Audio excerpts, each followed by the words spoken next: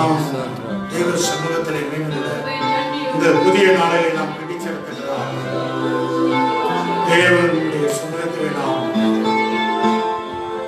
அவரை உயர்த்தி அவரை போற்றி துதிக்கிறதுனால எங்களுக்கு நல்ல பாக்கியத்தை இந்த நாளை தந்திருக்கிறார். தேவ சமூகத்திலே இன்னும் தேவனாக மாதாரி கர்த்தரே, தேவாதி தேவனே, சத்தமாக ஓ பரிசுத்த ஆவியானவரே, தினந்தோறும் எங்களை நடத்தி வருகிறவரே,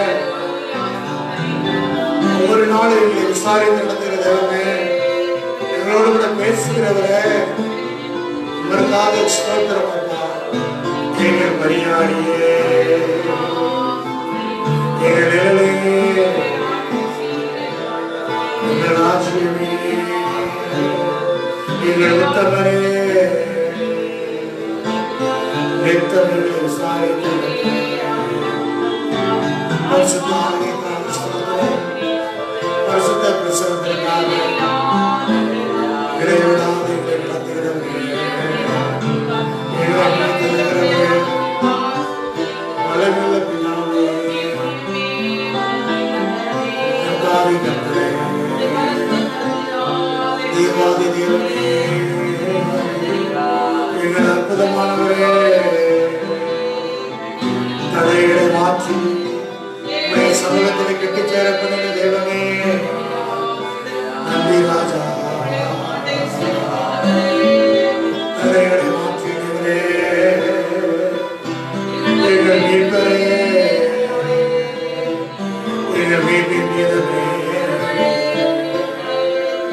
எங்கள் அரவணைக்கிறவரே, கர்த்தாதி கர்த்தரே,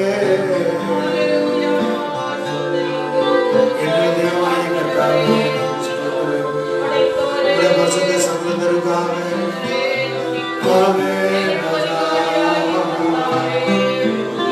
கர்த்தருடைய இரக்கத்திற்காக ஸ்தோத்திரம். ஆயிரம் நாளில் சிறந்த தெய்வமே, சிறப்பு நன்மையானவரே, எங்கள் விடிவெளி நட்சத்திரமே, தேடிலே இனிமையானவரே, எங்கள் தவிட்டாத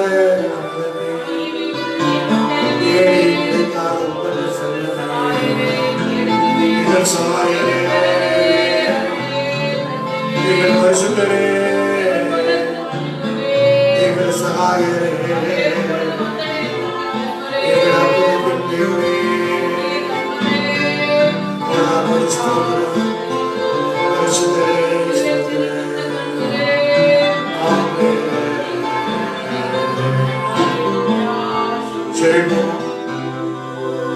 நாளை தேவனிடத்தில் அர்ப்பணித்தவாறு எங்களோடு கூட இடைபடும்படியாக, எங்களோடு கூட இந்த நாளில் பேசும்படியாக ஜெபிக்கிறோம். துதிக்கிறோம், ஸ்தோத்திரிக்கிறோம் கர்த்தாவே. அன்பின் பரலோக பிதாவே, மீண்டும் ஒரு விசை இந்த 7வது மாதத்தின் கடைசி நாளிலே இன்னும் ஒரு விசையாய் தேவ சமூகத்திலே நாங்கள் நன்றியோடு கூட இந்த மாதம் முழுவதும் நீர் எங்களை நடத்தி வந்த எல்லா நன்மைகளை நினைத்தபடி நாங்கள் உம்மை துதிக்க இந்த நாளிலே எங்களை கொண்டு வந்ததற்காக உமக்கு நன்றி செலுத்துகிறோம் ஐயா.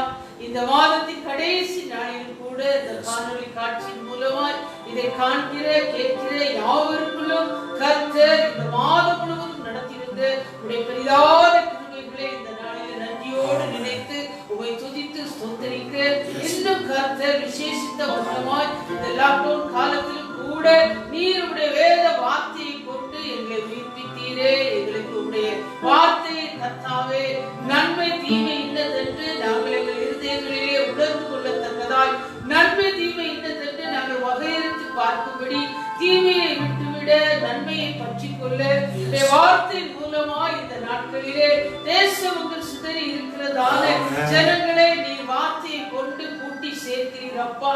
வார்த்தையை கொண்டு உயிர்ப்பிக்கிறீர், ஆறுதலை அடைய செய்கிறீர், உணர்த்துகிறீர், போதிக்கிறீர், கண்டிக்கிறீர். உங்களுடைய எச்சரிப்பின் சத்தத்தை இந்த மாதம் முழுவதும் தந்து உமக்கு நேராக உண்மையான முழு உண்மையை பற்றி கொள்ள உமக்கு நேராக எங்களை திருப்பி நடத்துகிற தேவனே, இந்த நாளிலும் கூட மீண்டும் ஒரு விஷயம் கர்த்தரை மத்தியிலே எடுத்துவீராக.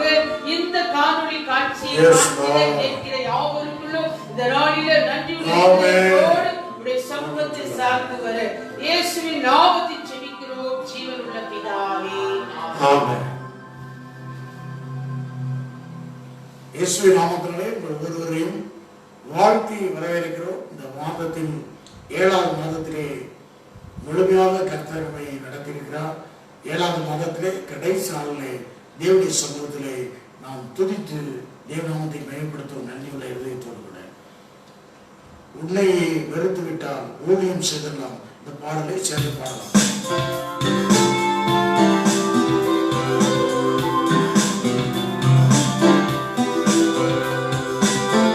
சேர்ந்து கரங்களை தட்டி உற்சாகமாக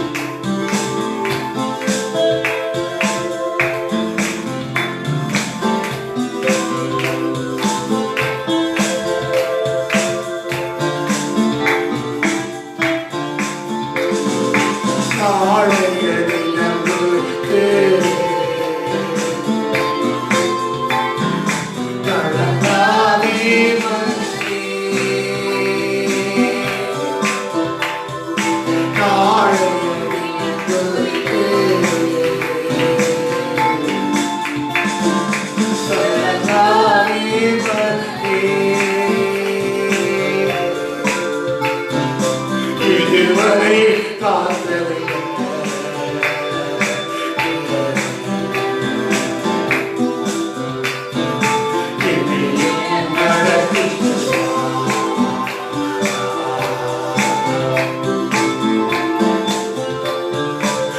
இதுவரை காத்தவை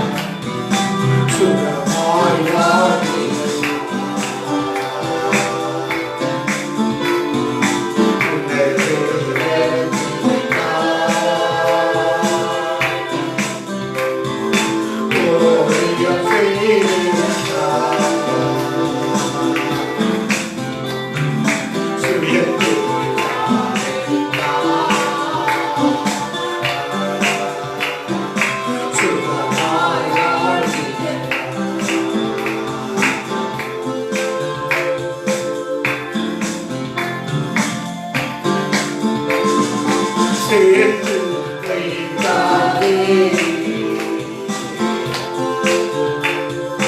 திருடன் பறித்திடுவார்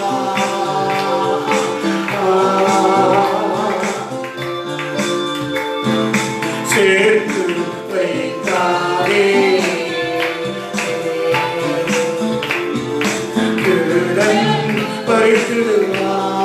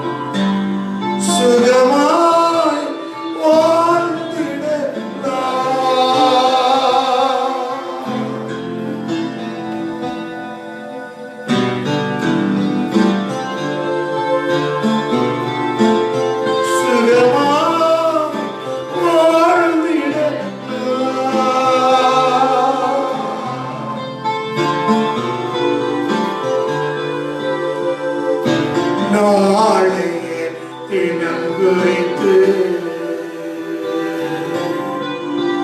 கிழங்கா தேவகினே நாளை தினம் குறித்து கிழங்கா தேவகினே இதுவரை காத்ததில்லை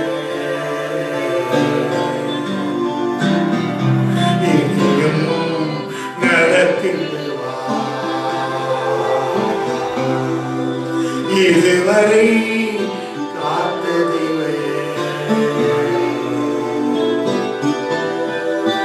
இனியும் நடத்திடுவா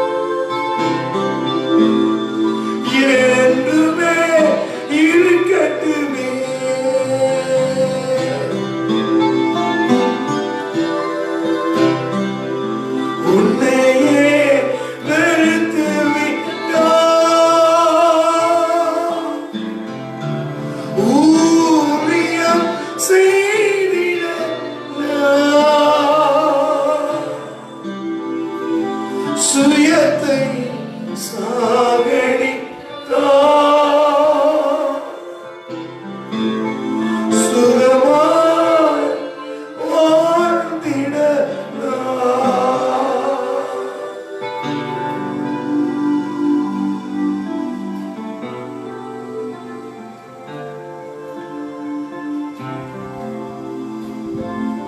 ஆவிக்குரிய ஊழியம் அதிக பயனுள்ளதாக இருக்கிறது.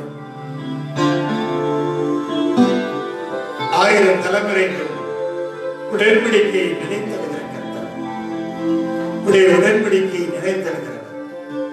ஆபிரகாம், ஈசாக்கு, யாக்கோபுக்கு பண்ணின உடன்படிக்கையை நினைத்தெழுகிற தேவனே, நினைத்தெழுகிறவரே, நினைத்தெழுகிற தேவனே.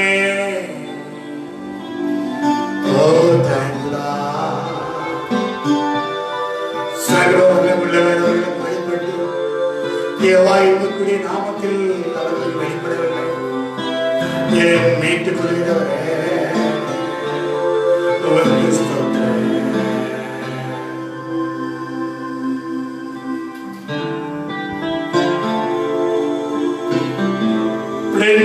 நினைத்துக் கொள்கிற தேவனிடத்தில் நாங்கள் கிட்டி சேர்ந்திருக்கிறோம். புதிய உடன்படிக்கையின் மத்தியஸ்தராக இருக்கிற என் ஆண்டவராக இயேசு கிறிஸ்துவின் குற்றமற்றவர், மாசற்றவர், பரிசுத்தர், எல்லாவற்றுக்கும் மேலாக உயர்ந்திருக்கிறவர் என்னுடைய மத்தியஸ்தர். புதிய உடன்படிக்கையின் மத்தியஸ்தரே, எங்களுக்காக பரிந்து பேசுகிறவரே,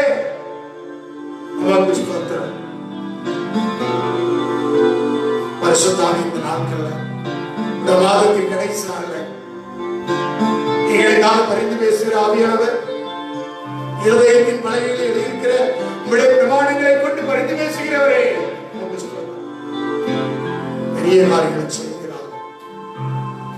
இந்த நாளில் ஒரு சுத்திகரிப்போடு புதிய மாதத்துக்கு எங்களை ஆயத்தப்படுத்தும் இயேசுவின் நாமத்தில் பிதாவே.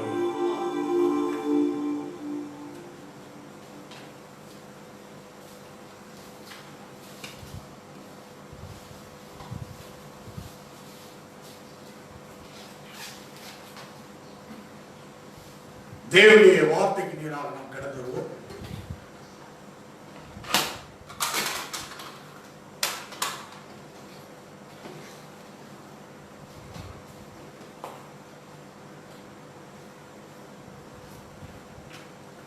நம்மை நினைத்தருளுகிற தேவன் மறக்காத தேவன் அல்ல, நம்மை நினைத்தருளுகிற தேவனாக இருக்கிறார்.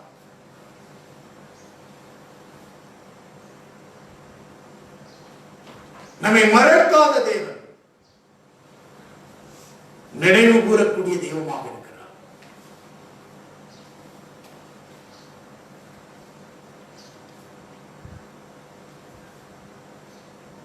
நினைத்தருளுகிற தேவன்.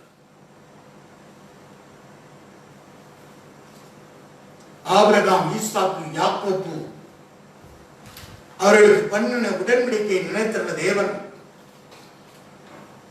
நம்மையும் நினைத்தருள தேவனாக இருக்கிறார்.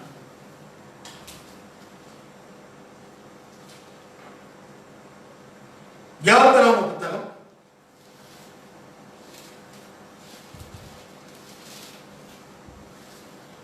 2ஆம் அதிகாரம் 24-25 வசனங்களை வாசிக்கலாம்.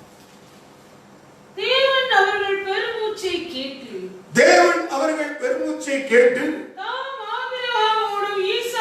ஆபிரகாமோடும் ஈசாக்கோடும் யாக்கோபோடும் செய்த உடன்படிக்கையை நினைவு கூர்ந்தார். தேவன் இஸ்ரவேல் புத்திரரை கண்ணோக்கினார். தேவன் அவர்களை நினைத்தருளினார். நம்மை நினைவு கூறுகிற தேவன், நினைவு கூறுகிறவர். இந்த நாட்களில் உங்களுடைய பெருமூச்சின் சத்தத்தை கேட்டு நினைவு கூறுகிற தேவனாக இருக்கிறார். ஆவியானவர் தாமே வாக்கு கிடங்காத பெருமூச்சலோடு வேண்டுதல் செய்கிறவர், உடைக்கு நினைவு கூறுகிற தேவனாகவே இருக்கிறார். தேவனுடைய சபை, தேவனுடைய ஜனம் பெருமிச்சு கொண்டிருக்க இந்த நாட்களிலே தேவன் நினைவு கூறுகிறவராக இருக்கிறார். ரோமருக்கு நிருபம் 8:26-27 வசனங்களிலே சொல்லப்பட்ட பிரகாரம் அந்தபடியே ஆவியானவர் உங்களுக்கு நினைவு கூறுகிறவராக இருக்கிறார். ரோமருக்கு நிருபம் அந்தபடியே ஆவியானவர் நமது பலவீனங்களில் நமக்கு உதவி செய்கிறார். நாம் ஏற்றபடி வேண்டிக் கொள்ள வேண்டியது இன்னதென்று அறியாதிருக்கிறபடியால் ஆவியானவர் தாமே வாக்கு கடங்காத பெருமூச்சுகளோடு நமக்காக வேண்டுதல் செய்கிறார். ஆவியானவர் தேவனுடைய சித்தத்தின்படியே பரிசுத்தவான்களுக்காக வேண்டுதல் செய்கிறான்படியால் இருதயங்களை ஆராய்ந்து பார்க்கிறவர் ஆவியின் சிந்தை இன்னதென்று அறிவார். உங்கள் ஆவியின் சிந்தை இன்னதென்று அறிகிறவர் உங்களை நினைத்தருளி நினைவு கூறுகிறவராக இருக்கிறார். பழைய ஏற்பாட்டில் செய்த உடன்படிக்கை வேற, புதிய ஏற்பாட்டின் காலங்களில் செய்த உடன்படிக்கை வேற. நமக்கு புதிய ஏற்பாட்டுக்கால உடன்படிக்கையின் மத்தியஸ்தராக இயேசு கிறிஸ்துவாக இருக்கிறார். அல்லேலூயா. பழைய ஏற்பாட்டிலே முதலாவது ஆபிரகாமுக்கு தேவன்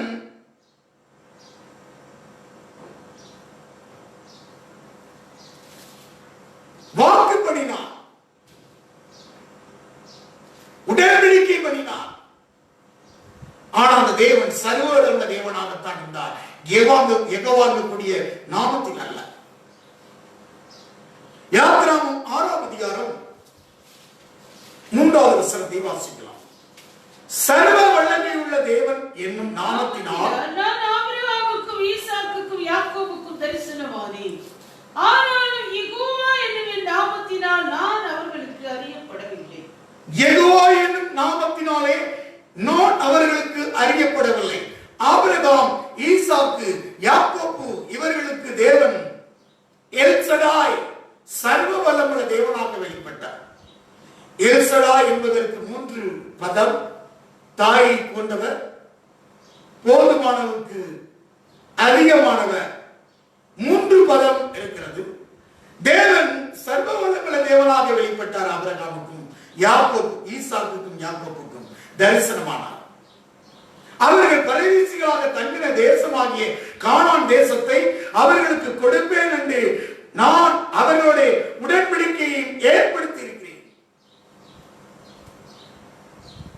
எகிப்திய அடிமை கொள்கிற இஸ்ரவேல் புத்திரரின் பெருமூச்சை நான் கேட்டு என் உடன்படிக்கையை நினைத்தேன். ஆபிரகாமுக்கு தேவன் வாக்கு பண்ணினார், நீ பரதேசியா தங்கியிருக்க தேசமாகிய கானான் தேசத்தை உனக்கு சுதந்திரமாக கொடுப்பேன். அல்லேலூயா. எனக்கு இதுல ஒரு சந்தேகம் இருக்கலாம். கானானியர் இடத்திலே நீ பெண் கொள்வதற்கு என் குமாரன் அழைத்து போக வேண்டாம் என்று சொன்னாரே. நதிக்கு அப்புறம் நதிக்கு எப்புறம் 2 இருக்கிறது. யோர்தானுக்கு அப்புறம் யோர்தானுக்கு இப்புறம். யோசுவா புத்தகம் 24 வாசிக்கிறோம். யோசுவாவின் புத்தகம், இதில் சில விளக்கங்களை பார்த்துவிட நாம் தேவ செய்தியை பார்ப்போம். யோசுவாவின் புத்தகம் 24ஆம் அதிகாரத்தில் 2-3 வசனங்களை வாசிக்கிறோம். அப்பொழுது யோசுவா சகல ஜனங்களையும் நோக்கி, இஸ்ரவேலின் தேவனாகிய கர்த்தர் சொல்லுகிறது என்னவென்றால், பூர்வத்திலே உங்கள் பிதாக்களாகிய ஆபிரகாமுக்கும் நாகோருக்கும் தகப்பனான தேராகு என்பவன் நதிக்கு அப்புறத்திலே குடியிருந்த போது அவர்கள் வேற தேவர்களை சேவித்தார்கள். நான் நதிக்கு அப்புறத்தில் இருந்தவர்கள் தகப்பனாகிய ஆபிரகாம் அழைத்து கொண்டு வந்து அவனை கானான் தேசம் எங்கும் சங்கரிச்சை செய்து அவன் சந்ததியை திரட்சியாக்கி அவனுக்கு ஈசாக்கை கொடுத்தேன். ஈசாக்கு யாக்கோபு ஏசாவை கட்டளையிட்டு ஏசாவுக்கு செய்கிற, அதாவது தேவன் இந்த குடும்பத்திற்கு உடன்படிக்கை பண்ணினார். நதிக்கு அப்புறம் நதிக்கு இப்புறம். கானான் என்கிற பெயர் பெலிஸ்தியர் தேசம். அது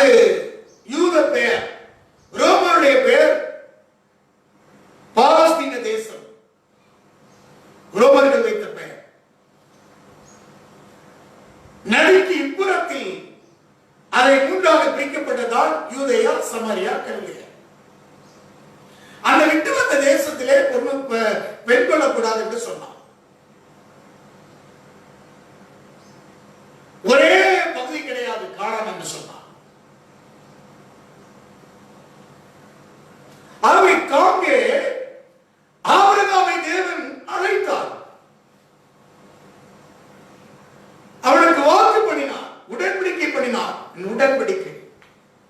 உடன்படிக்கை என்ன உடன்படிக்கை? நான் கானானை தருவேன். ஆதியாகமம் புத்தகத்திலே வாசிக்க முடிகிறது.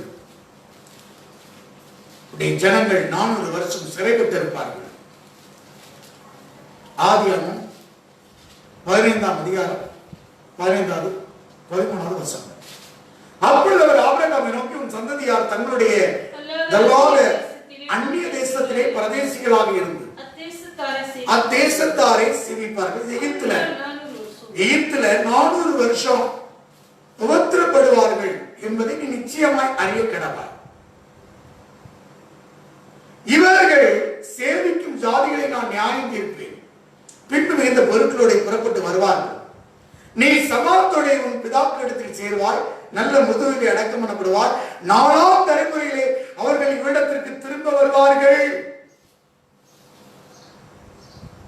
ஏனென்றால் என்னுடைய அக்கிரமம் நிறைவாக விளைகின்றார். 4ஆம் தலைமுறை ஆபிரகாம், ஈசாக்கு, யாக்கோபு, யோசேப்பு. யோசேப்பின் காலத்துல அல்லேலூயா 4ஆம் தலைமுறையில உனக்கு வாக்கு பண்ணப்பட்டத, உடன்படிக்கை பண்ணினத நிச்சயமா சுதந்திரிப்பார். கானானை தருவேன், வாழும் தேவன் கொடுக்கிற தேசம், அதை கொடுப்பேன். உடன்படிக்கை ஏற்படுத்த. ஆனால் அந்த நாட்கள்ல தேவன் எவ்வளவாக வெளிப்படவில்லை, சர்வவல்லமையுள்ள தேவனாக வெளிப்பட்டார். 99 வயசுல ஆபிரகாமை பார்த்து சொன்னார், நீ உத்தமமாய் நடந்து கொண்டிரு, நான் சர்வவல்லமையுள்ள தேவன் என்று சொல்கிறார். எந்த வயசுல வெளிப்பட்டார் தேவன்? 99 வயசுல. சர்வவல்லமையுள்ள தேவன்.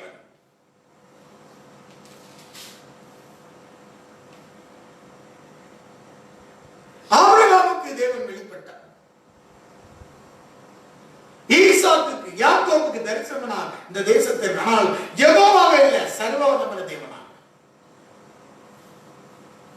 யெகோவா என்றால் என்ன? யாத்திராகமம் 3:14 வாசிக்கிறோம். மோசேக்கு சொல்கிறார், மோசேக்கு யெகோவா தேவன் வெளிப்படுகிறார். அதற்கு தேவன் இருக்கிற நானும் 13வது வசனம். அப்பொழுது மோசே தேவனை நோக்கி, நான் இஸ்ரவேல் புத்திரரிடத்தில் போய் உங்கள் பிதாக்களுடைய தேவன் உங்களிடத்தில் என்னை அனுப்பினார் என்று அவர்களுக்கு சொல்லும்போது அவருடைய நாமம் என்ன என்று அவர்கள் என்னிடத்தில் கேட்டார். நான் அவர்களுக்கு என்ன சொல்லுவேன் என்றார். நான் அவரிடத்தில் போய்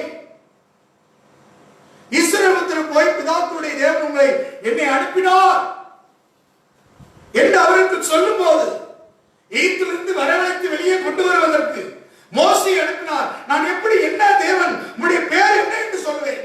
அதற்கு தேவன் இருக்கிறவராக இருக்கிறேன் என்று மோசேயுடனே சொல்லி இருக்கிறேன் என்பவர் என்னை உங்களிடத்தில் அனுப்பினார் என்று இஸ்ரவேல் புத்திரருக்கு சொல்லுவாங்க. இருக்கிறேன் என்றவர் யெகோவா. அதுக்கு தான் நித்திய ஜீவன் உள்ளவர், மனிதனோடு செய்யும் உடன்படிக்கையை காக்கிறதற்கு தாமே ஜனங்களை மீட்கிறவர். யெகோவா என்றால் என்ன? இருக்கிறேன், நித்திய ஜீவனுள்ளவனாக இருக்கிறேன். நித்திய ஜீவனுள்ளவர். அவர் ஆபிரகாமுக்கு வாக்கு பண்ணும்போது சொன்னாரு, 400 வருஷத்துக்கு அப்புறமாக உன் ஜனத்தை மீட்டுக் கொள்வது. ஆனா மீட்கிறவராக சொல்லல. அல்லேலூயா. சர்வவல்லமையுள்ள வெளிப்பட்டார். ஆனால் மோசேக்கு நித்திய ஜீவனுள்ளவர், உடன்படிக்கையை காக்கிறவர், தாமே ஜனங்களை மீட்கிறவர். யெகோவா என்ன? உடன்படிக்கை உடன்படிக்கையை காத்து மீட்கிறவர். ஏதோ என்ன உடன்படிக்கை காத்து 1000 தலைமுறைக்கு அவருடைய உடன்படிக்கையை காத்து மீட்கிறவர். எத்தனை தலைமுறைக்கு நாளும் அவர் பண்ணின உடன்படிக்கையை மறக்க மாட்டார். அவர் மீட்கிறவர். மீட்பை யாருக்கு வெளிப்பட்டார்? அந்த தேவன் தான் மோசேக்கு சொல்லுகிறார், இருக்கிறேன். பழைய ஏற்பாட்டில் அதனால தான் கவனிக்க வேண்டும். யெகோவா எப்படி நாமங்கிறது உடன்படிக்கையை காக்கிறவர், மீட்கிறவர், ஜனங்களை மீட்கிறவர். அந்த உடன்படிக்கைக்கு அவர் மீட்கக்கூடியவர். அது பேர் தான் யெகோவா. யெகோவா மீட்கிறவர்.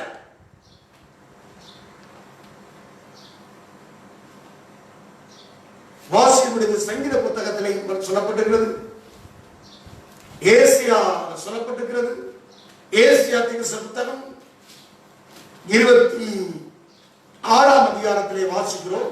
26:4 கர்த்தரை என்னென்னைக்கும் தம் நம்புங்கள், கர்த்தராகிய யெகோவா நித்திய கண்மலையா இருக்கிறார். யெகோவா என்றால் நித்தியமாக ஜீவிக்கிறவர், ஜீவனோடு இருக்கிறவர்.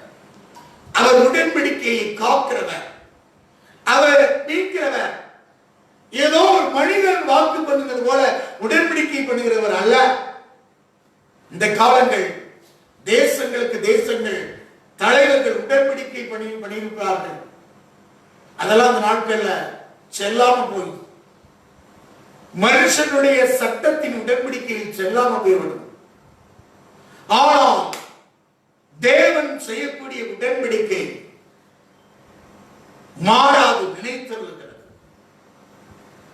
அது யெகோவா நித்திய கண்மலையாக இருக்கிறார். 68:4 வாசிக்கிறோம். சங்கீதம் 68:4 சங்கீத புத்தகம் 68:4 வாசிக்கலாம். தேவனை பாடி அவருடைய நாமத்தை கீர்த்தனம் பண்ணுங்கள், வனாந்தரங்களில் ஏறி வருகிறவருக்கு வழியை ஆயத்தப்படுத்துங்கள், அவருடைய நாமம் யெகோவா அவருக்கு முன்பாக கலிகூறுங்கள். 83:17 கூட இது சொல்லப்பட்டிருக்கிறது.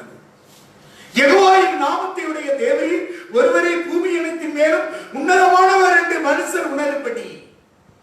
இந்த நாட்கள்ல பூமி அனைத்தின் மேலும் உன்னதமானவர் என்று மனுஷர் உணரும்படியாக இந்த காலங்கள் நியமிக்கப்பட்டிருக்கிறது. இந்த பூமியிலே பூமி அனைத்துக்கும் மேலானவர், உன்னதமானவர் அவர்தான் யெகோவா. சேரக்கூடாத ஒளியில் வாசம் செய்தவர், invisible God, invisible enemy. காணக்கூடாத வைரஸுக்கு மனிதன் பயந்து கொண்டிருக்கிறார். உலகம் பயந்து ஓடிக்கொண்டிருக்கிறது. invisible God, சேரக்கூடாத ஒளியில் வாசம் செய்தவர், யெகோவாவின் நாமத்தை உடையவர், தேவரீர் ஒருவரே பூமி எனக்கு மேல் உன்னதமானவர். இதை இந்த உலகம் உணர்ந்து கொள்ளத்தக்கதாக invisible God, invisible enemy ரெண்டுக்கும் இடையே ஒரு மத்தியஸ்தர் இருக்கிறார். அல்லேலூயா. தேவனுடைய திருச்சபைக்கு மத்தியஸ்தர் இருக்கிறார். உடன்படிக்கையை காக்கிறவர், நமக்கு திருச்சபைக்கு ஒரு மத்தியஸ்தர் திறக்கப்பட்டிருக்கிறது, மீடியேட்டர், பரிந்து பேசுகிறவர். பண்ணின உடன்படிக்கைக்கு பரிந்து பேசுகிறவர் இருக்கிறார் திருச்சபைக்காக. அல்லேலூயா.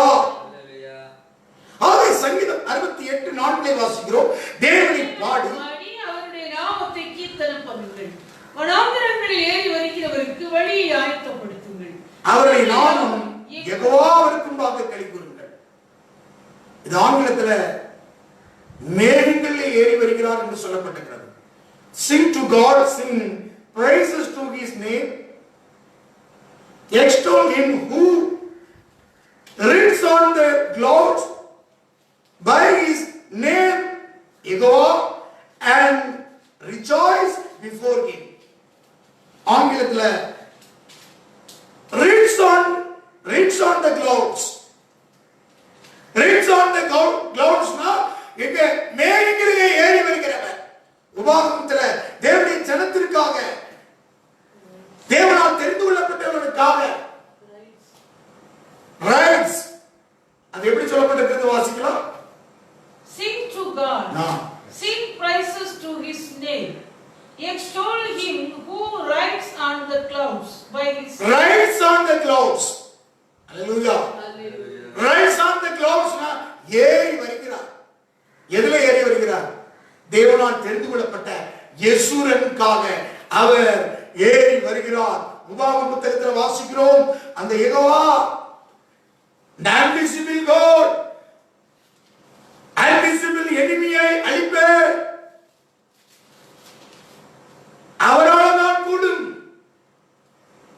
உபாகமம் 33ஆம் அதிகாரம் 26 யெசூரனுடைய தேவனை போல ஒருவரும் இல்லை. அவர் உனக்கு சகாயமாய் வானங்களின் மேலும் தமது மாட்சிமையோடு ஆகாய மண்டலங்களின் மேலும் ஏறி வருகிறார்.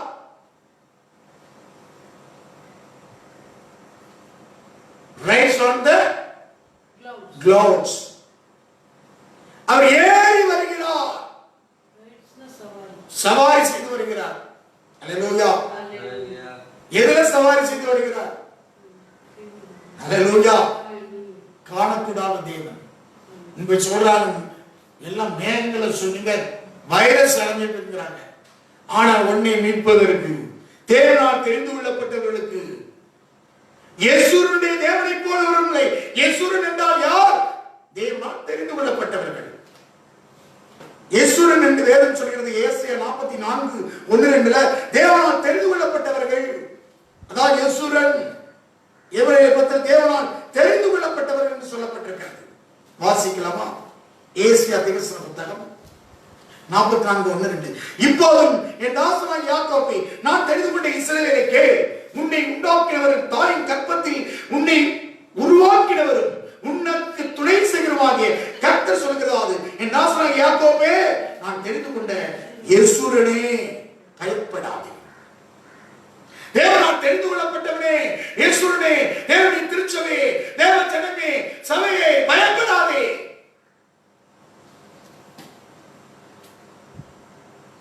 யெகோவாவினுடைய நாமம் இந்த உலகத்திலே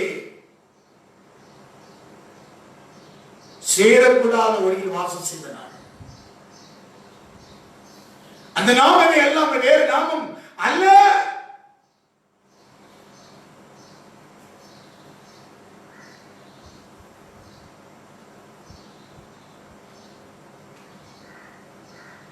மீட்கிறவர் அவர் யார்? அந்த உடன்படிக்கையை நினைத்தருளி மீட்கிறவர் யெகோவாயிட்டார். இது ஆபிரகாம், ஈசாக்கு, யாக்கோபுக்கு அப்படி வெளிப்படவில்லை. சர்வவல்லமையுள்ள தேவன் அவர்களுக்கு வாக்கு பண்ணப்பட்டது, கானானை தருவேன் என்று சொல்லி உடன்படிக்கை பண்ணப்பட்டது. நமக்கு பரவலாக கானானை தருவேன் என்று வாக்கு பண்ணியிருக்கிறார். யார் மூலமாக? ஆண்டவராகிய இயேசு கிறிஸ்து மூலமாக. அல்லேலூயா.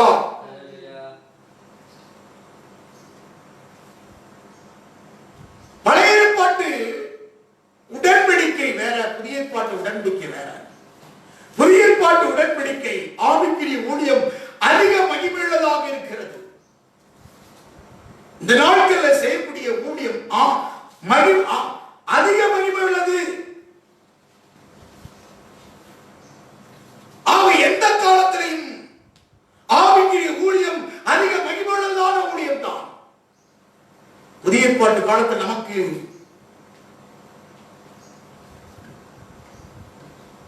புதிய ஏற்பாட்டுக்கான உடன்படிக்கை வேண்டிய மத்தியஸ்தர் யார்? இயேசு கிறிஸ்து.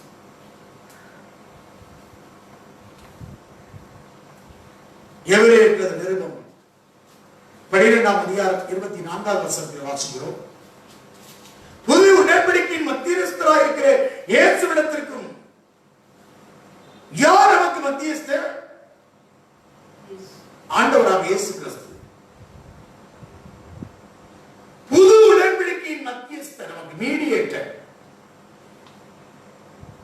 இடை நின்று நடுவராக செயல்பட்டிருக்கிறவர். தேவனுக்கும் நமக்கும் இடையே இருந்து இடையில் நின்று நடுவராக செயல்படுகிறவர் தான் நம்ம ஆண்டவராக இயேசு கிறிஸ்து. மீடியேட்டர் நமக்கு பரிந்து பேசுகிறவராக இருக்கிறார். எபிரேயர் நிருபம் 7ஆம் அதிகாரம் 22ஆம் வசனத்தை வாசிக்கிறோம். 7:22. அவள் விசேஷித்த உடன்படிக்கைக்கு பிணையாளியானார். 21.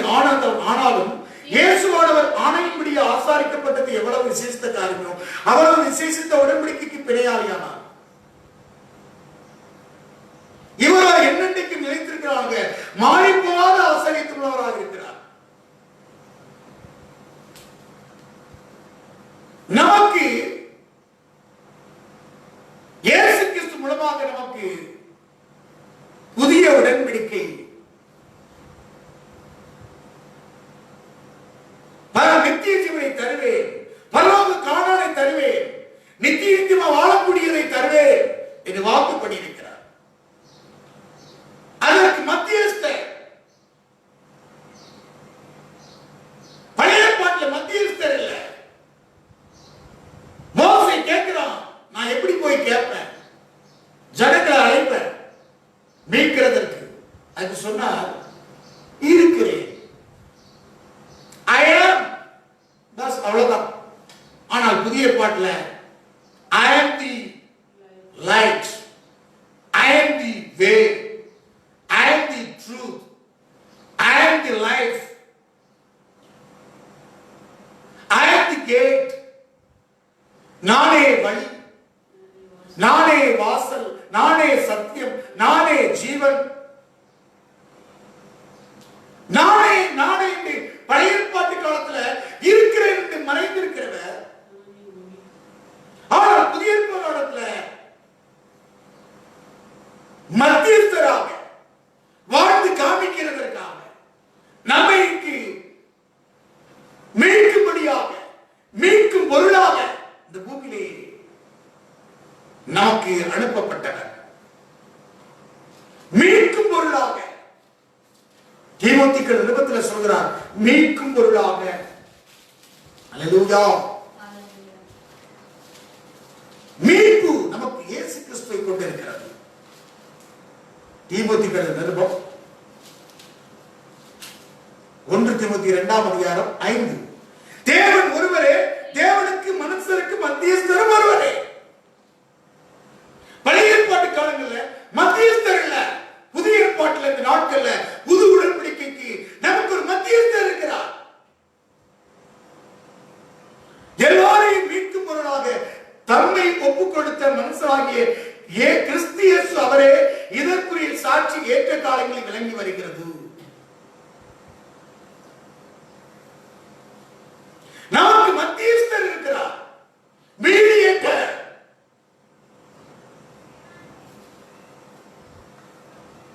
இடை நின்று நடுவராக செயல்படுகிறவர்.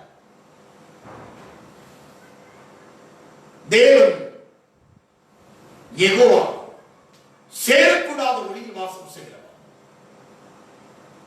அந்தகார இருள இன்விசிபிள் எனிமி அதை எதிர்க்கிறதற்கு உனக்கு ஒருவர் தேவை. அல்லேலூயா. அதுக்கு மீடியேட்டராக என் ஆண்டவராக இயேசு கிறிஸ்து இருக்கிறார். அல்லேலூயா. பரிந்து பேச சபைக்காக இயேசு இருக்கிறார், நமக்காக பரிந்து பேச இருக்கிறார். நமக்கு யார் மீடியேட்டர்? அவரே. இயேசுவே வழி, இயேசுவே சத்தியம், இயேசுவே ஜீவன், இயேசுவே ஒளி, இயேசுவே வாசல். அவர்தான் எல்லாம்.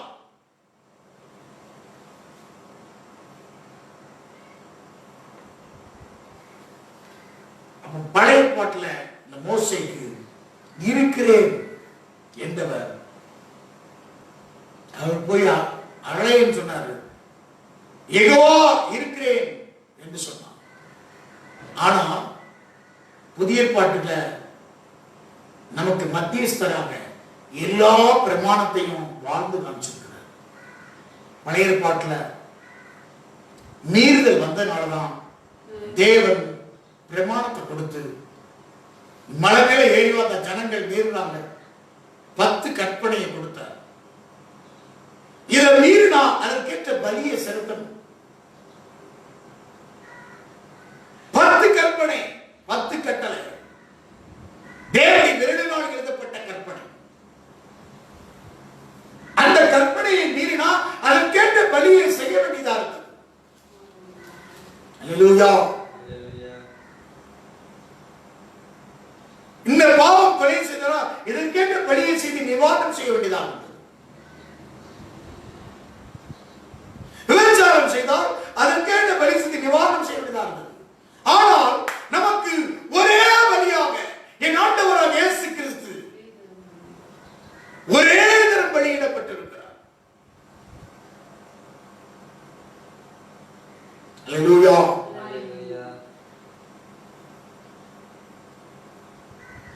நம்மை மீட்கிறவரும் அவர்தான், நமக்கு பரிந்து பேசுறோம் அவர்தான். அல்லேலூயா. எல்லாத்துக்கும் எல்லாம் ஆளினால் ஆள் யாரு? இயேசு. அதுதான் 1 கொரிந்தியர் 15ல ஆளுங்கிறது அதிகமா சொல்லப்பட்டது.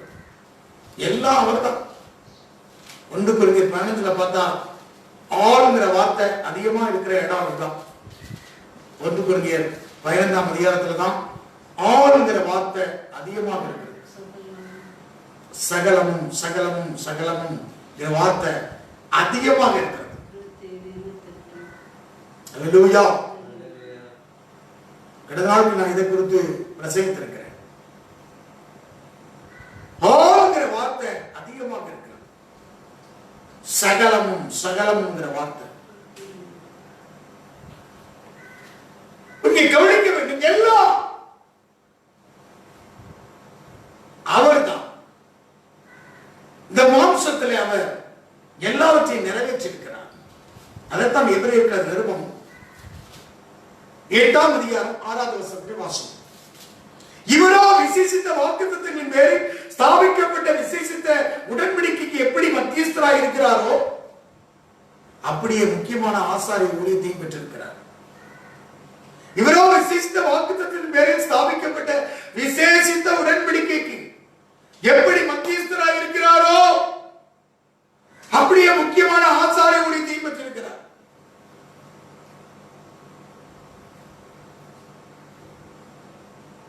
ஆசாரியன். அல்லேலூயா.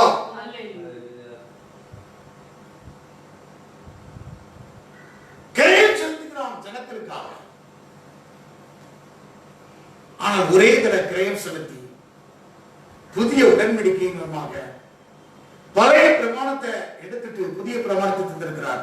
நமக்கு இந்த நாட்கள்ல இருதயத்தின் பலகையில் எழுதி தரும்படியாக 10வது வசனம் சொல்கிறது, அந்த நாட்களுக்கு பின்பு நான் இஸ்ரவேல் குடும்பத்தாரோட பண்ணும் உடன்படிக்கையாகும் என்னுடைய பிரமாணங்களை அவர்களுக்கு மனதிலே வைத்து அவருடைய இருதயங்களில் அவர்களை எழுதுவேன். நான் அவர்கள் தேவனாய் இருப்பேன், அவர்கள் ஜனமாய் இருப்பார்கள். அவை பழைய இதை எடுத்துட்டு இருதயத்திலே எழுதக்கூடிய காலம். 13வது வசனம், புதிய உடன்படிக்கை என்று அவர்கள் சொல்கிறதுனாலே முந்தினதை பழமையாக்கிறார், பழமையானதை நாள் மட்டுதமாக இருக்கிறது, உருவடைந்து போகும் காலம் சமீபத்திருக்கிறது. அதான் இயேசு கிறிஸ்துவின் காலம். பழைய உடன்படிக்கை உருவடைந்துட்டு புதிய உடன்படிக்கை எழுத்து கொள்ளுகிறது. ஆவியோ உயிர்ப்பிக்கிறது. இருதயத்தின் பலகையில் எழுதுகிறார். இந்த புதிய பாட்டுக்கான எதில் எழுதப்படுகிறது? நமக்கு 1 கொரிந்தியர் நிருபத்திலே வாசிக்கிறோம். 2 கொரிந்தியர் 3ஆம் அதிகாரம் 2 கொரிந்தியர் 3:3. ஏனென்றால் நீங்கள் எங்கள் ஊழியத்தினாலே உண்டாக்கிய கிறிஸ்துவின் நிருபங்களாய் இருக்கிறேன் என்று வெளியரங்கமாய் இருக்கிறது. அது மையினால் அல்ல, ஜீவனுள்ள தேவனுடைய ஆவியினாலே, கற்பனையினால் அல்ல, இருதயத்தின் சதையாகிய பலகையிலே எழுதப்பட்டிருக்கிறது. பலகையிலே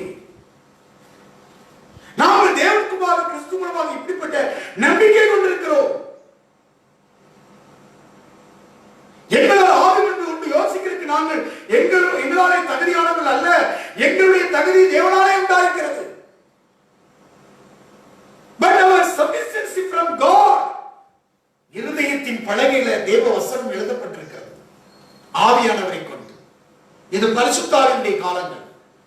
இந்த நாட்கள்ல இந்த வேத வசனம் உங்களோட பேசி உயிர்ப்பிக்கிறது. இது எதில் எழுதப்படுகிறது?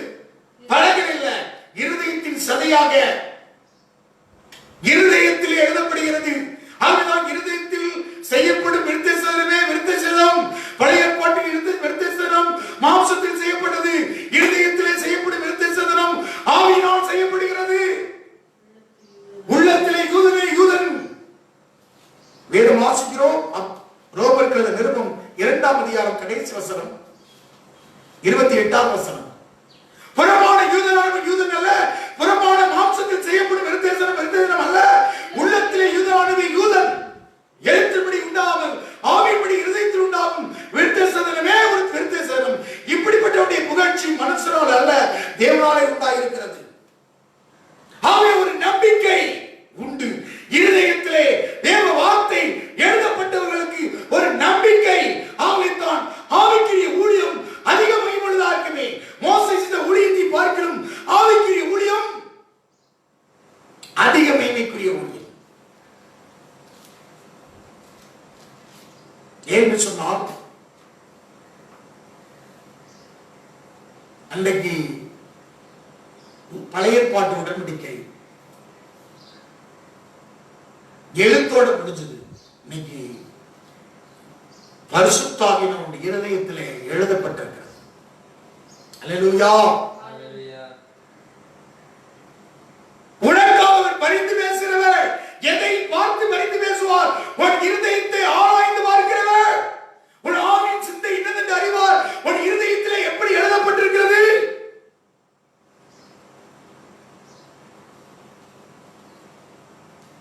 பழைய ஏற்பாட்டின் பிரகாரம் பரிசுத்த ஸ்தலம், மகா பரிசுத்த ஸ்தலம். புதிய ஏற்பாட்டுக்கான உடன்படிக்கை உன்னுடைய ஆவி, ஆத்மா, சரீரம். அல்லேலூயா. உன் ஆத்ம இரட்சகரை எப்படி சுமந்து கொண்டிருக்கிறாய்? இருதயத்தில் எழுதப்படுகிறது. உன்னுடைய உடன்படிக்கை உங்களுக்கு அவர் பரிந்து பேசுகிறார். அவர்தான் ஜாமீன். அல்லேலூயா. அவனிடத்திலிருந்து உன்னை விடுவித்த ஜாமீன் போட்டவர் யார்? பிணையாளி. இயேசுவே பிணையாளி. உனக்கு பிசாசத்திலிருந்து அவர் வெளியேறப்பட்ட ரத்தத்தை சிந்தி உன்னை அவனிடத்திலிருந்து வாங்கி இருக்கிற சம்பாதிச்சிருக்கிற உனக்கு ஜாமீன் போட்டவர் யார்? ஒரு பொருளை ஒரு இடத்துல அடகு வச்சிருக்கு, அதை மீட்கணும் சொன்னா ஜாமீன் போடணும். அதற்கு யார் பிணையாளி? ஆண்டவராகிய இயேசு கிறிஸ்து. அவர்தான் உன்னை மீட்டிருக்கிறார். அவர்தான் புதிய ஏற்பாட்டின் உடன்படிக்கை. அவர்தான் உனக்காக பரிந்து பேசுகிறார். பிதாவின் வலது பாரசத்தில் இருக்கிறவர் பரிந்து பேசுகிறார். 1 யோவான் 2:1 சொல்கிறார், என் பிள்ளைகளை நீங்கள் பாவம் செய்யாதபடிக்கு உங்களுக்கு எழுதுகிறேன். ஒருவன் பாவம் செய்தனால் நீதிபதியாக இருக்கிற இயேசு கிறிஸ்து நமக்காக பிதாவிடத்திலே பரிந்து பேசுகிறார். நம்முடைய பாவங்களை நிமித்தி பாவ செய்கிற கிருபாதார படி அவரே. நம்முடைய பாவங்களை மாத்திரமல்ல, சர்வலோகத்தின் பாவத்தை நிமித்தி செய்கிறார்.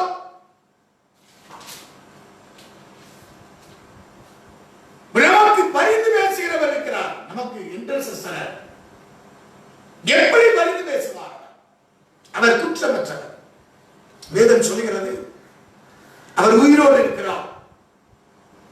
25ஆம் வசனம் சொல்கிறது நமக்கு, எபிரேயர் 7:25, மேலும் நமது மூலமாய் தேவனிடத்தில் சேர்வதற்காக வேண்டுதல் செய்யும்படிக்கு அவர் எப்பொழுதும் உயிரோடு இருக்கிறார். அவர்களை முற்றுமுடிய ரட்சிக்க வல்லவர். இயேசு ஜீவிக்கிறார். Jesus is alive. அவர் எப்போதும் உயிரோடு இருக்கிறார். 7:25 வாசிக்கிறோம்.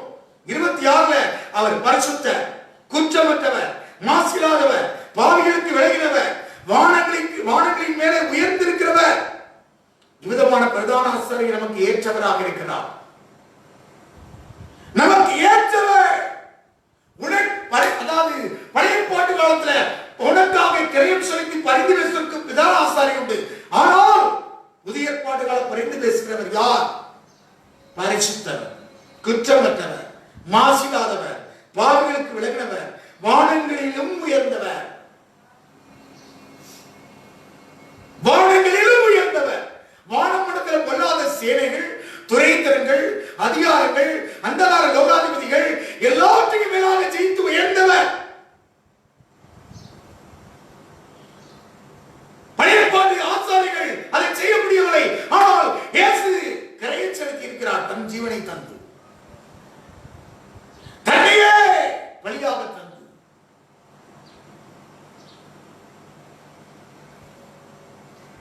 முழு பிரமாணத்தையும் அவருடைய சரீரத்தில் நிறைவேற்றி இருக்கிறார். நமக்கு என்னென்னலாம் நம்முடைய மீது வச்சோ அதற்காக ஒரே பலி. எல்லாத்தையும் for Christ is the end of the law. ரோமர் 8:4 சொல்றார் for Christ is the end of the law. 10:4 அவர்தான் நியாயப்பிரமாணத்தின் முடிவாக இருக்கிறார். ஆகவே நம்முடைய புதிய ஏற்பாட்டு காலத்துல புதிய உடன்படிக்கைக்கு மத்தியஸ்தர் அவர்தான். உன்னை நினைத்திருக்கிறவர், நடுவராக செயலாற்றுகிறவர், மீடியேட்டர், இடையில் நிற்கிறவர், இடையில் நிற்கிறவர். இந்த சத்ருவை பலன் கொள்ளாதபடிக்கு ஜெயம் கொடுக்கிற தேவனுக்கு ஸ்தோத்திரமாக பண்ணுங்கள். நிற்கணும். உனக்கு பரிந்து பேச சொன்னா உங்கள் இருதயத்தில் எப்படிப்பட்டது எழுதப்பட்டிருக்கிறது அதை ஆராய்ந்து பார்ப்பார்கள். வேத வசனம் இல்லாமல் உன் ஆவியின் சிந்தை என்னதென்று இன்னைக்கு அநேகருடைய இருதயங்களை பிரமாணம் கிடையாது. உனக்காக யாருக்கு பரிந்து பேசுறார்? ரோமர் 8:26-27 வாசிக்கிறோம். ரோமர் 8:26-27 அந்தப்படி ஆவியானவர் நமது பலவீனங்களை நமக்கு உதவி செய்கிறார். நாம் ஏற்றபடி வேண்டிக் கொள்ள வேண்டியது என்னதென்று அறியாமல் இருக்கிறபடினா ஆவியானவர் தாமே வாக்கு கடங்காத பெருமூச்சுகளோடு நமக்காக வேண்டுதல் செய்கிறார். உனக்காக ஆவியானவர் வேண்டுதல் செய்கிறார். ஆவியானவர் தேவனுடைய சித்தத்தின்படியே பரிசுத்தவான்களுக்காக வேண்டுதல் செய்கிறபடியால் இருதயங்களை ஆராய்ந்து பார்க்கிறவர் ஆவியின் சிந்தை என்னதென்று அறிவார். அல்லேலூயா. ஆவியானவர் யாருக்காக வேண்டுதல் செய்ய அனுமதிக்கப்படுகிறது? மத்தியஸ்தர் ஆண்டவராகிய இயேசு கிறிஸ்து உனக்காக பரிந்து பேசி ஆவியானவர் உடனே உனக்கு உதவி செய்ய வருகிறார். யாருக்கு? பரிசுத்தவான்களுக்கு.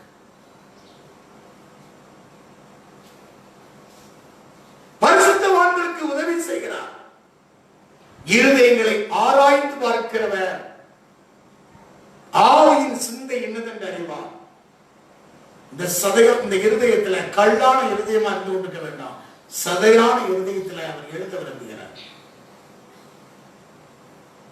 வேத வசனம் உயிர்ப்பிக்கிறது. மாம்சம் ஒன்றுக்கு உதவாது. யோவான் 6:63 சொல்லும் மாம்சம் ஒன்றுக்கு உதவாது. நான் சொல்கிற வசனங்கள் ஆவியாயும் ஜீவமாயும். இந்த மாம்சம் ஒன்றுக்கு, இந்த வேத வசனம் ஆவியாயும் ஜீவனமாக இருக்கிறது. இதை இருதயத்துல உயிர்ப்பிக்கிற ஆவியானவரை கொண்டு எழுதப்பட வேண்டும். வேத வசனம் வெறும் லோகாஸ், ரேமா உயிர்ப்பிக்கிற ஆவியானவர். ரேமா என்ன? உயிர்ப்பிக்கிற ஆவியானவர். உன்னை உயிர்ப்பிக்கணும். இன்னும் கல்லான இருதயமாகவே இருந்து கொண்டிருக்க கூடாது. பொய்யான இருதயமாகவே இருந்து கொண்டிருக்க கூடாது. அல்லேலூயா. சதையான இருதயமாக, நல்ல இருதயமாக, நல்ல பொக்கிஷமாக அதிலே காண்பிக்கப்பட வேண்டும். அவர்களுக்கு ஆவியானவர் வேண்டுதல் செய்கிறார். உடன்படிக்கையை நினைத்தழுகிறார், பரிந்து பேசுகிறார். அவை தேவன் இந்த நாட்களே நம் திருச்சபையை, தேவ ஜனத்தை நினைத்தழுகிறவர்.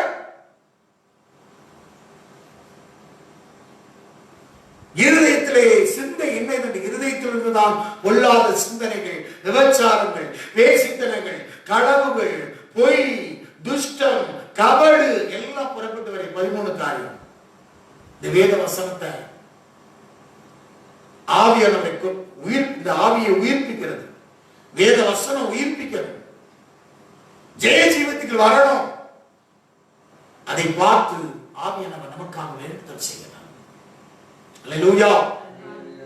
எப்படி பழைய ஏற்பாட்டு காலத்துல யெசுரனின் தேவனை போல தேவன் அல்ல, வானங்கள் வழியாக ஏறி வருகிறார். ஸ்பிரிட்ஸ். இந்த நாட்கள்ல ஆவிக்குரிய யுத்தம், பரிசுத்த ஆவியானவரை கொண்டு இன்விசிபிள் காட், இன்விசிபிள் எனிமி. இது ஆவிக்குரிய யுத்தம். பரிசுத்த ஆவியானவர் உனக்கு உதவி செய்ய முடியும். திருச்சபைக்கு, ஊழியத்திற்கு. இந்த காலத்துல ஊழியம் செய்ய முடியாது என்று சொல்ல வேண்டாம். பரிசுத்த ஆவியானவரை கொண்டு ஊழியத்தை செய்ய வைப்பார், உதவி செய்வார். முடிந்து போயிட்டு என்று சொல்ல வேண்டாம், உதவி செய்வார். நமக்கு உதவி செய்கிறவர் இருக்கிறார். பரிசுத்த ஆவியானவர் உதவி செய்ய முடியும். இந்த ஊழியத்தில் இந்த உடன்படிக்கையை நினைத்தருகிறது.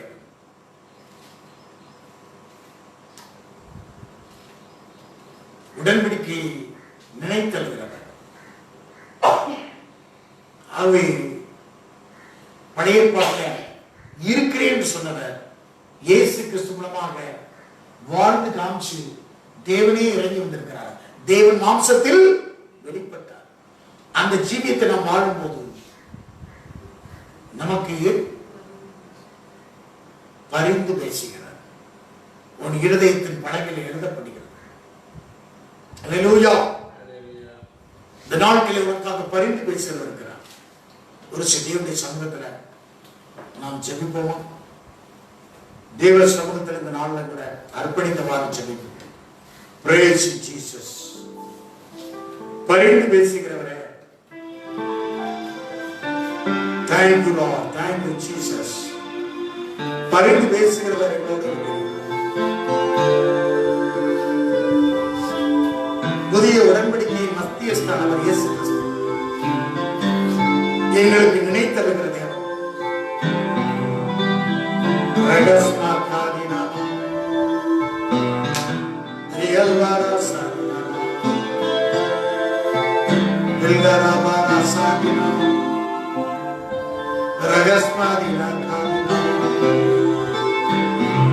பரிசுத்தரே,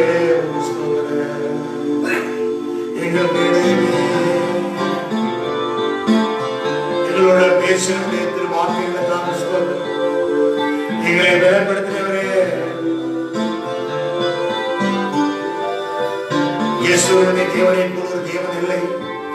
தேவனால் தெரிந்து கொள்ளப்பட்ட ஜனத்திற்கு வானங்கள் வழியாக ஏறி வந்து உதவி செய்தவர். இந்த புதிய பாட்டு காலத்தில் பரிசுத்த ஆவியானவர் எங்களுக்கு உதவி செய்கிறார். குற்றமற்றவர், மாசற்றவர். ஓஹோ, சுயரக்கூடாத வழியில் வாசம் செய்கிறீர்கள் தேவனே, உங்களுக்கு ஸ்தோத்திரங்கள்.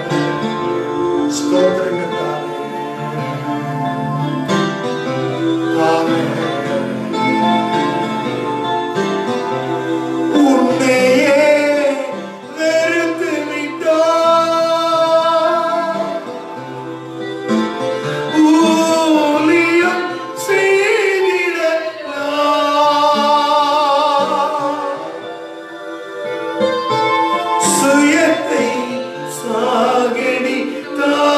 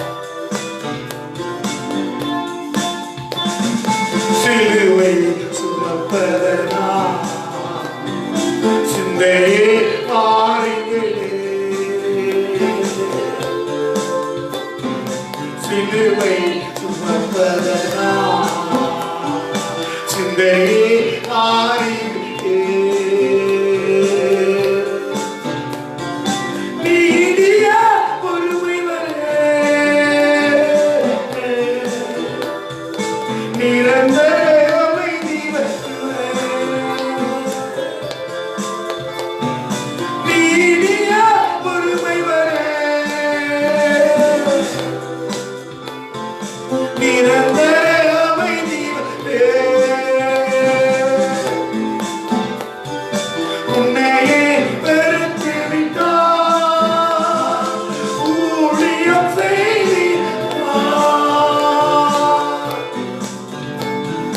சுயத்தை சாகடித்தார் சுகமாய் வாழ்ந்திடலாம்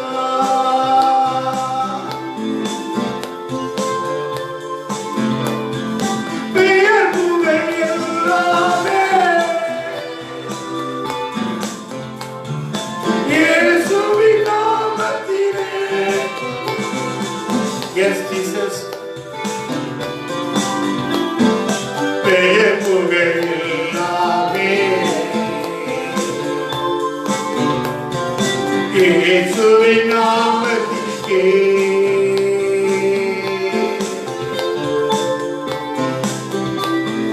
கிறிஸ்து வளரட்டுமே நமது மறையட்டுமே கிறிஸ்து வளரட்டுமே நமது மறையட்டுமே உன்னையே வெறுத்து விட்டார். எல்லாம் கரங்களை தட்டி. ஆமென். ஊழியம் செய்கிறார்.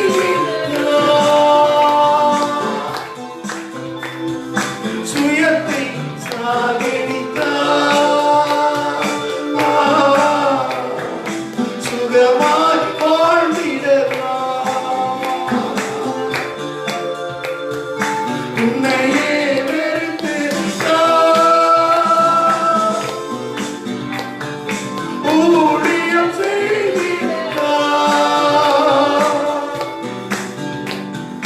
சுயத்தை சாகடித்தார். சுகமாய் வாழ்ந்திடலாம். நாளை ஆமென். நாளைய தினம் குறித்து கணக்காகவே மகனே. நாளைய தினம் குறித்து கணக்காகவே மகனே.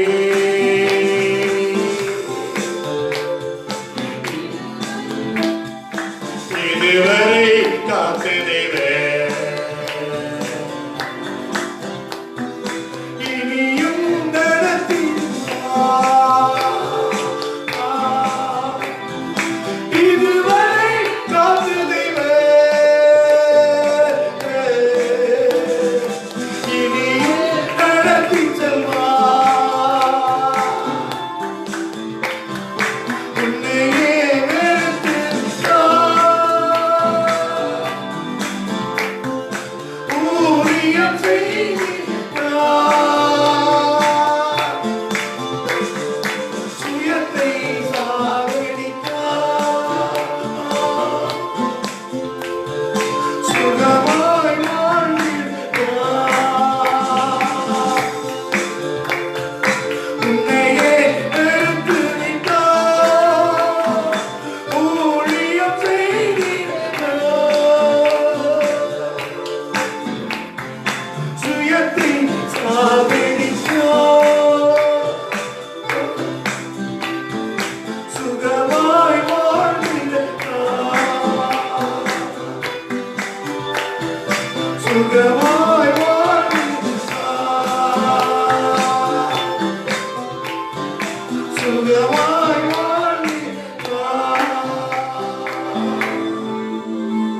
சரி துதிக்கிறோம், ஸ்தோத்திரிக்கிறோம் கர்த்தாவே.